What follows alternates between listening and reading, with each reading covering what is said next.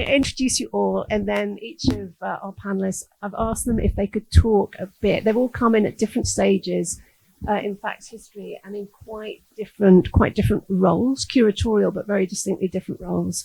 And I've asked them each to talk a bit about the landscape of art and technology at the time they were working with fact, and how they feel that has developed and what the relevance of that is.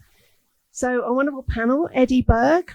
Eddie is the founding chief executive of FACT, who led the organization from 1988, when it was Moviola, to 2005. He was also the director of the Video Positive Biennial Festival between 89 and 2000, and was responsible for the development and launch of the FACT Centre in 2003. In 2005, Eddie became director of BFI South Bank in London, and in 2006, he was appointed the chief executive of Rich Mix in Shoreditch. Since 2019, Eddie has been based in New York, so thank you for coming all the way to be with us, where he's a dedicated mentor for New Inc., the world-leading art and tech incubator at the New Museum, and is the founding co-director of 3LD, an art and technology company. Then Ruth McCullough is an Irish creative director and producer, specializing in art, technology, and sustainability.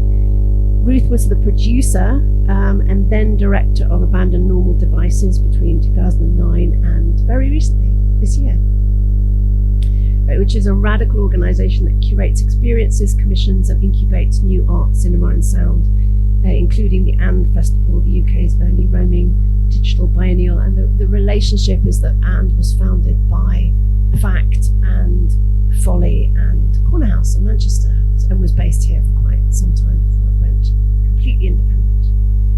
Having recently relocated to her native Belfast, Ruth continues to develop collaborations concerned with future ecologies for creative practice with emerging technologies.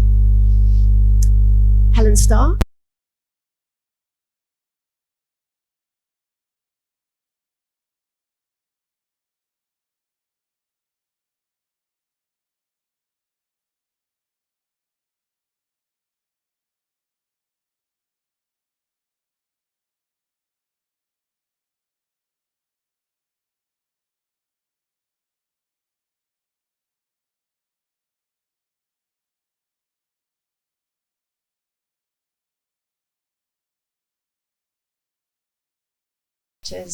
Facts curator in residence in 2019, curating a wonderful exhibition, You Feel Me, and continues to be a sounding board and a friend to the organisation. So hello everyone, thank you so much for being here. So each of you has been really involved at FACT at different points, and I thought it'd be great if each of you could reflect for a few minutes on, as we said, the landscape of however you wanted to call it. It was electronic art, it was new media art, it was digital art, at the time you worked at FACT and the years that followed, and what your focus was at the time. So Eddie, I'm going to hand over to you and see if 5 minutes merges into a bit longer. It is possible.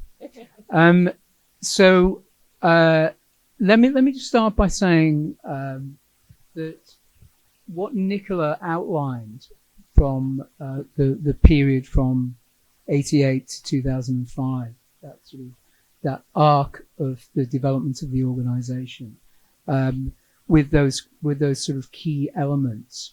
In a sense, when you hear it like that, you think, oh, that's kind of, it's a sort of natural progression. The organisation sort of developed in a particular way, that seems, to all intents and purposes, quite reasonable. Okay, but this was not a kind of straightforward story, and I think what I'm going to try and do in the 5 minutes or so that I'm going to speak is to kind of put a bit more flesh on the bones and give you a sense of some of the key things that happened along the way, that led to us sitting in this room today. And so I want to kind of start by, with a business maxim, because it's always interesting to start with a business maxim. But there's an old maxim that goes something like, it takes 10 years to be an overnight sensation. And so in Fact's case, it's more like 15 years. But actually, the reason why that is in as a maxim, it's kind of really important in terms of how people reflect on the story of Fact, is when the building opened, to all intents and purposes, it was a spaceship landing for a lot of people. It was like, where did that come from? There was no sense of kind of backstory. So I'm just going to give you a little bit of the flavor of that backstory. So Nicola's already said there were Josie Barnard, Lisa Haskell started Merseyside Moviola in the mid 80s. I was working in the box office of the Everyman at the time, and that's where I met Josie and Lisa, and that's how I got involved in Merseyside Moviola. And Merseyside Moviola was really part of an independent media scene in the city. I wouldn't say they were central to it, but it was part of the conversation. It was in dialogue with the independent media scene, which included Open Eye, which then had a film and video workshop. And some of you know there was something called the Workshop Declaration that Channel 4 created in 1982, which gave some organizations money, resources, equipment to produce work that would potentially appear on Channel 4. And some of the most famous workshops are like, Black Audio Film Collective, which produced Handsworth Songs with John Akomfra, Sankofa with Isaac Julian, So there was a kind of, there was a scene, but Merseyside Moviola was really at the margins of it. When Josie and Lisa left, Lisa was still involved, and in fact, actually, she edited the catalogue for Video Positive 91. But there is what was interesting in that moment was that I'd come to understand more about the potential around video and electronic media, and I wanted to see. I'd been to a festival that, again, some of you may have heard of, in Bracknell, South Hill Park Art Centre, which had the kind of national sort of video arts festival at the time, and then it ended in 1988. And so an idea emerged about the potential for doing it in Liverpool. And if you think of the cultural context of Liverpool at that moment, the contemporary visual art scene was pretty thin on the ground. Tate opened in May 1988, but obviously this is a collections institution, modern art, as opposed to contemporary art. But there was another space, as it were, emerged, at least both physically and conceptually for a certain kind of practice. But at this moment, it was really hard to get something like that off the ground. And a kind of a miracle, first of many miracles occurred when there was a bit of money came from the city council to support this proposition for Video Positive. And that triggered investment from lots of other sources, a number of other sources, and managed to get, major piece of equipment sponsorship. And all of that led to the first Video Positive Festival. There's some video wall pieces back in 1989, 35 years ago, would you believe, that this was a kind of, state-of-the-art event. Got a lot of national attention. The Observer, then a full, a broadsheet, did a whole full page on it. So it was, this was a really interesting moment. It totally elevated what something that had gone from a very local project to a major international project seemingly in the blink of an eye. Yeah. So now just going to do the nod, because that's our nodding technique. It's not like we're not Masons or anything. We just do this from time to time, and slides change. The this is actually so one of the interesting things that we were trying were trying to do at the time, but only really fully formed in this period, was about, and you're going to hear more about it today in the kind of social change discussion, but was more about how do we do projects at a local level that are with communities, not just about communities, and which really engage people in the process and give new technology tools to a wide range of people. Now, as I'm sure you know, the Tate was the architect of Tate. Obviously not the original Albert Dock, but the architect of Tate itself was James Stirling. And James Stirling, some of you will know this, also designed a housing estate in Runcorn called Southgate Estate, right? So Southgate Estate was built in the 70s, and then it was spectacularly demolished in 1990. And this was a huge, high density, low rise development. And we did a project, an artist-led project in the Southgate Estate. This is probably the only documentation there exists of it, which is why it's on a, it's like this. But it was, for those of you not familiar with the Southgate Estate, it was the architectural model was kind of like, it had a maritime sensibility, let's say. And it had round windows, and it was colloquially called Washing Machine City. Yeah, and so this project was called Washing Machine City. Got a lot of attention, but it was essentially the beginning of what we called the collaboration program, which became the social change inclusion program of FACT, which had equivalence with the commissioned work with the festival. And that was a really important part of the character and identity of FACT, of Moviola at that time.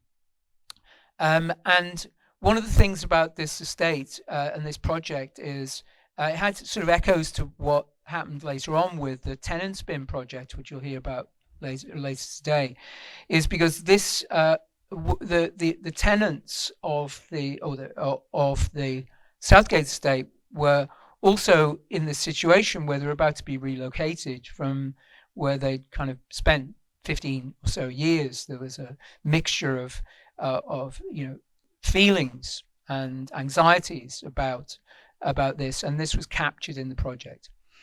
I want to say something else about this period, is that a lot of things were happening in 1989 that became part of the consideration for what we kind of understand about what happened with Moviola and FACT. And structurally, there were about to be kind of big changes in the funding system, and all of those things kind of helped play into the development of the organization. But I want to do the nod again to kind of go to something else, which is, I'm going to spin forward 9 years later to this period between 1998 and 2000, when there was a whole bunch of really big projects that FACT was involved with. So this is the point at which the organization rebranded from Moviola to FACT. And in that period, the organization did really big projects, including the development of the FACT Center. And one of the things that changed in this time, in the period between 1989 and 1998, was that there was, in 94, there was the introduction of lottery funding, and in 94, Liverpool started it became officially EU Objective 1 designation. And to get Objective 1, I know some of you will know this, but to get Objective 1 designation, you had to have a GDP locally of less than 75% of European average. So in Liverpool's case, that was lower than rural Portugal at the time. And actually, when it was first, and when Liverpool's GDP was measured because it had to be measured over a period of 10 years before it got the designation. Liverpool's GDP went from, as a percentage of European average, went from 93% to 74% in the space of 6 years in the 80s, and was even lower by the time the program started. But all of that really changed the kind of funding context and the opportunities to develop the project in new ways. So I see it was really significant because this was the first time there was a kind of project that was happening in Liverpool and Manchester. I see it as the International Symposium on Electronic Art, staged across 15 sites, 40 odd projects, sort of large scale initiative. And then there was the opportunity, of course, to at the same time to use that as a way of beginning to talk about the potential, the creative potential for developing a physical entity in Liverpool that would host these projects on an ongoing basis. So yes, I know I'm running down on time. I'm going to conclude. So I want to, if I can just go forward. Yeah, thank you.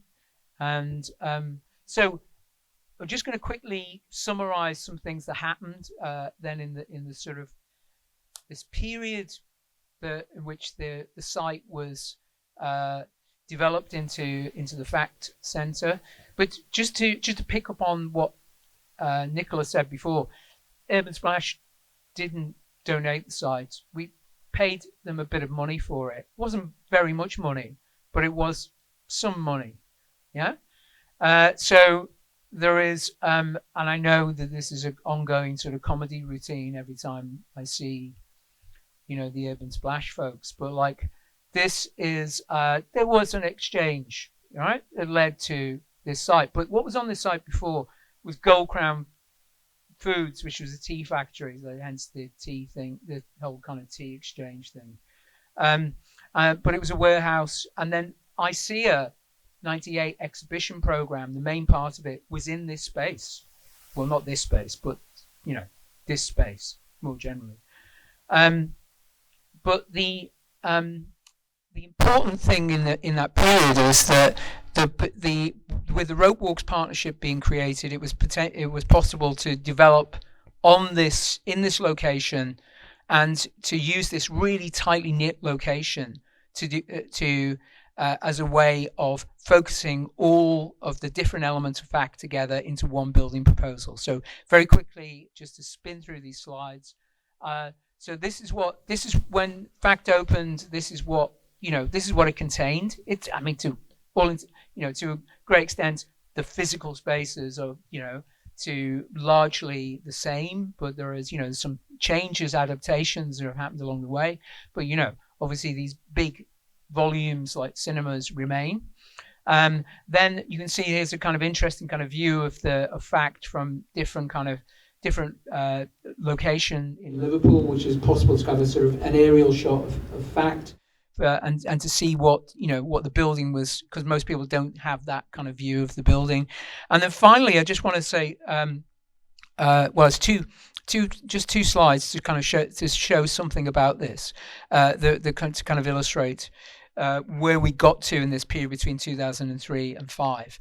This period was, it was incredible to open, to have this, huge amount of people come through the door, and to be welcomed as part of the cultural landscape of the city.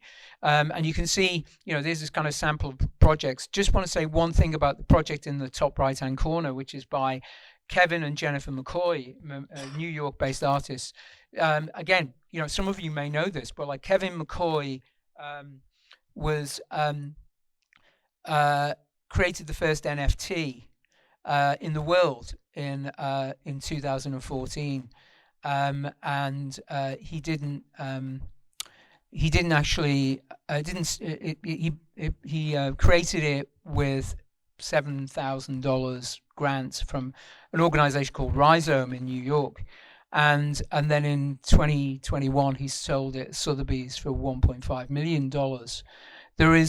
That's because of what happened with, because in that moment it took in that case, 7 years to become an overnight sensation. And then, so I just want to finish off by saying one of the things that, that happens when something is successful or seemingly successful is that everybody claims it, which is great. I think, there's no way that FACT would have been possible without the contributions of so many people. It took a village. It took many villages to create FACT. And I just want to, say that although it, ended up being, a symbol of the city's success, etc., and was used as a beacon for the European Capital of Culture bid, and so on. This was actually this was created by literally hundreds of people who made massive contributions to it. So this was something in which, in a way, it's true. Everybody should claim a bit of this, because without everyone's contribution, it just wouldn't have happened. Thank you.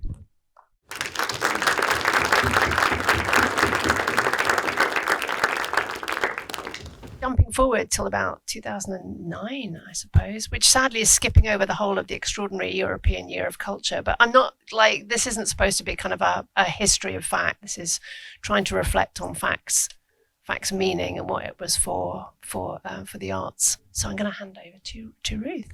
Yes, so thanks very much for the introduction, and also for the invitation to be part of this panel and the event and the celebrations. It's really lovely to be back here in Liverpool. As Nicola says, I've relocated back to Ireland very, very recently. So so I joined the Abandoned Normal Devices team in 2009 when they were on the cusp of delivering the very first festival here in the city, and I stayed with the organisation for 15 years, initially as producer and then director, and I said retired this summer finally. But it was really formative for me, those 15 years, and hugely enjoyable, and it's great to have this opportunity to come back and reflect on that period that started here in the city and in this building. Very fond memories of exciting and critical conversations. So just to give you a brief history, Nicola did sort of explain it was a collaboration between FACT and Corner House, which is now home in Manchester, and then Folly, which was a small pervasive arts organisation working out of Lancaster between 2000 and 2011. And the three organisations came together around this opportunity from the Cultural Olympiad and the We Play programme here in the Northwest. So there was a sort of investment to sort of develop a regional programme that was focused on new cinema and digital culture and art, with really commissioning at its core to develop this new festival. So there was a huge number of people from across those three organisations that sort of were invested in developing and building the vision for the festival over that time, which and I think hearing Eddie talk about the conditions that sort of built FACT, as I said, Anne was sort of, I feel, a legacy from that, and the City of Culture that gave Anne this sort of platform to develop something really ambitious and risk-taking, but that also had collaboration at its core. I'm going to show a video. Hopefully it'll run fine. So this is from 2009 until 2013. I'm just going to talk over it because I don't want to speak for too long, but this sort of showcases the first 5 years of the festival and hopefully gives you a sense of the type of work that we were commissioning at that time. And for some people who may have been around then, you may see some familiar faces or a bit of a trip down memory lane, because there was a huge number of people from the FACT team and also from across the city, from different organisations and artists and creatives, who've been involved in that journey over that period. The programme, it took place in Liverpool and Manchester, the initial festival, on alternate years, and then it had this regional expanded programme taking place across Cumbria and Lancashire. It was cross art form. We were working across disciplines, and really at the, from performance, live cinema, online projects, a lot of public realm and research and live labs happening, so the festival took many forms over that period, and sort of each edition felt very different. Over that period, I think we commissioned around 80 works, which sort of gives you a sense of the sort of level of production and experimentation that was happening during that period. And I think at the core of that, the sort of myself and the teams that were involved really held on to this sort of the name Abandon Normal Devices as sort of a challenge and a provocation to, work differently, think about technology, society and normality and our bodies even, and how technology and how this was rapidly changing and how we might interpret that and create works for audiences to engage in, critical debate around that, but in, really different ways, from playful to discursive to ridiculous to joyful, over that time. And also at the heart of that with the commissioning was enabling artists to take risks with their practice, and whether that was on scale or form or using technology in a different way. And I think it also enabled the organisations to take risks in terms of production and how they engaged audiences using this technology. So I think it was hugely valuable for the team, but then also for the organisations. We gained a lot from having these organisations that were very established support us take those risks, and in turn they were able to use that as a platform to experiment as well. So in terms of, I think the main question you asked, Nicola, was, how that landscape has changed over that time. And over those 15 years, I think it's just transformed. When I think about what we were commissioning in 2009, and how technology has evolved, the tools have evolved, and the sophistication, I feel like what we were trying to achieve in 2009, we're starting to realize in terms of artists having the tools to build their worlds and art direct, whether that's through game engines or VR and XR, and able to immerse audiences, or the tools are more fluid for audiences to engage more directly in that. So I even think of how we were commissioning online in 2009, we were using Tumblr, and this felt like, a route into, how we engage with audiences online, whereas now, artists are able to build whole worlds to develop their creative vision. And I had one more point, but I've forgotten. So I'm going to stop there because I don't want to run over, but thank you.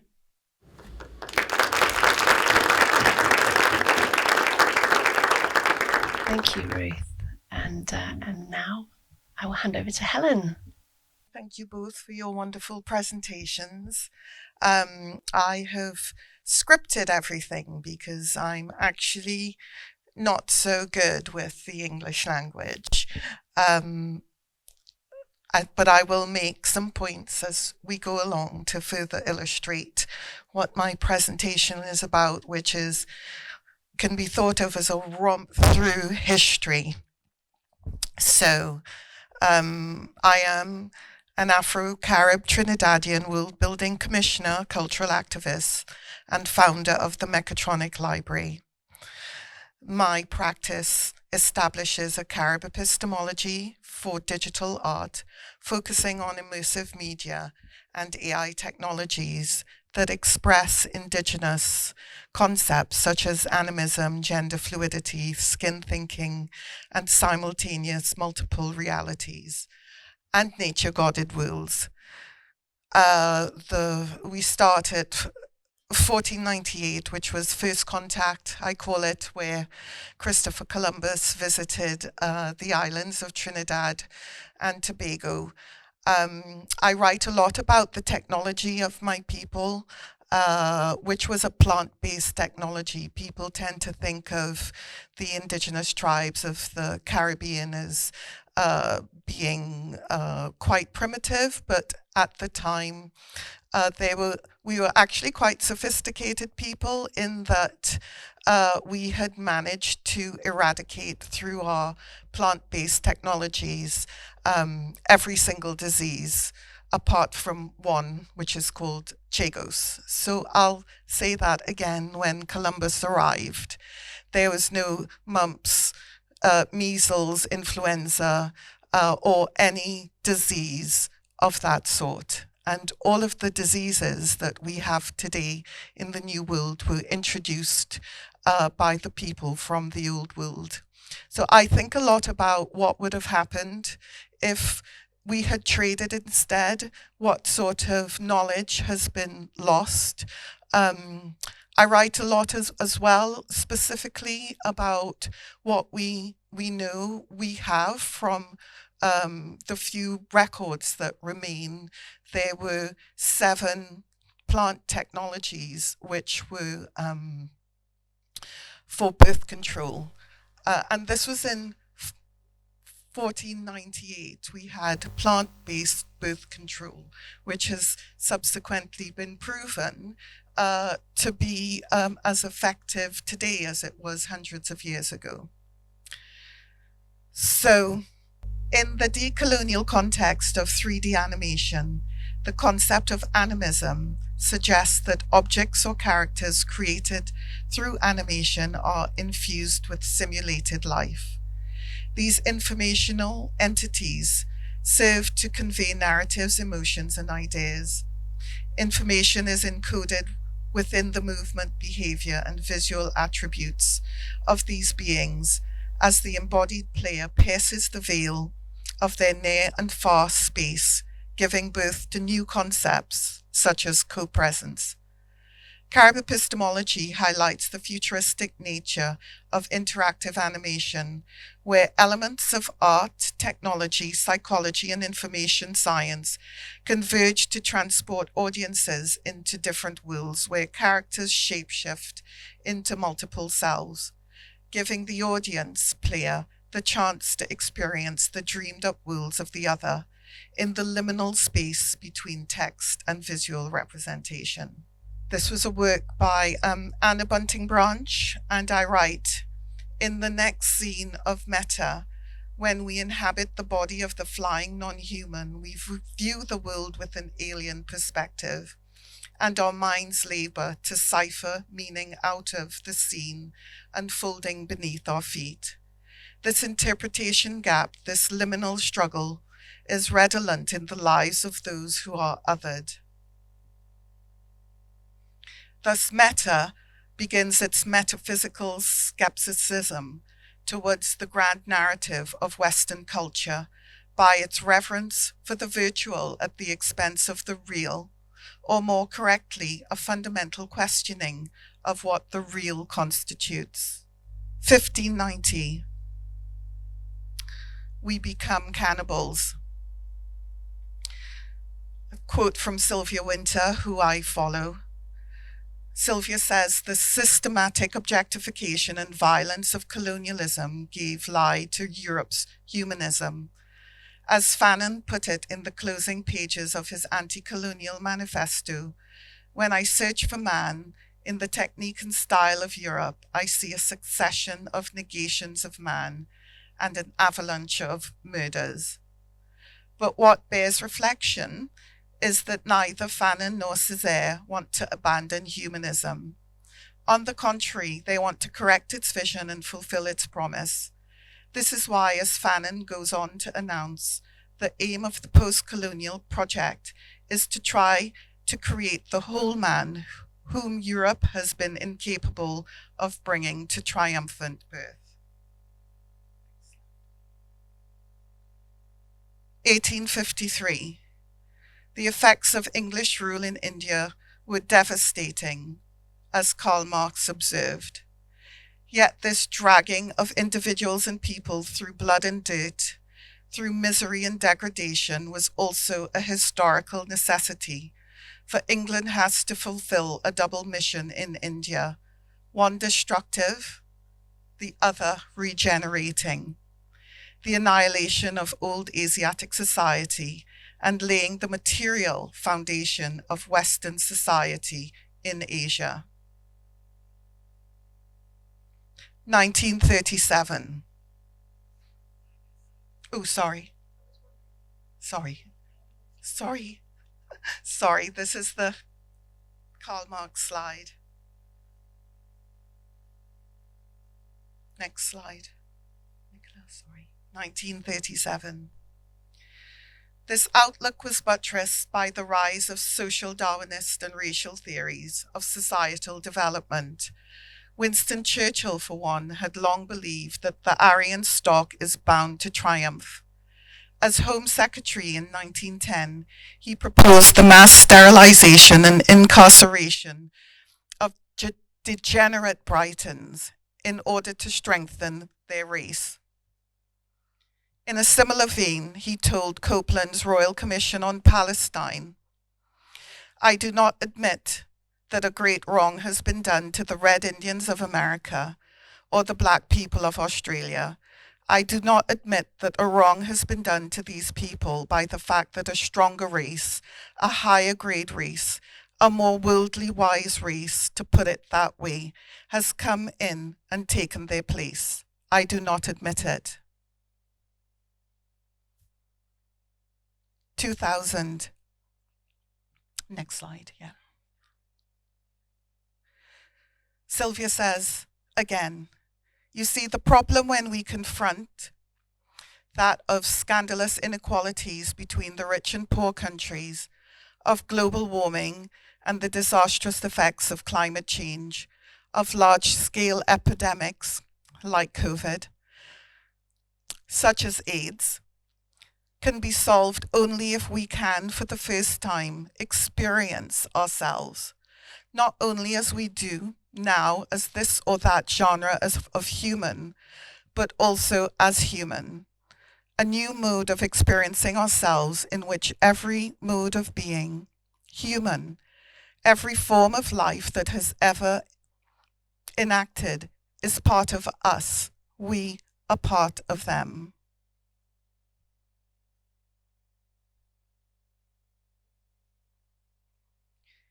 Next slide, final slide. In 2003, Maria Lugones said, "But one may also inhabit the limen, the place between realities, a gap between and betwixt universes of sense that construe social life and persons differently, an interstice from where one can most clearly stand critically towards different structures." This is an artwork that was commissioned by me in 2021 with several artists who I met through my curated show at Fact.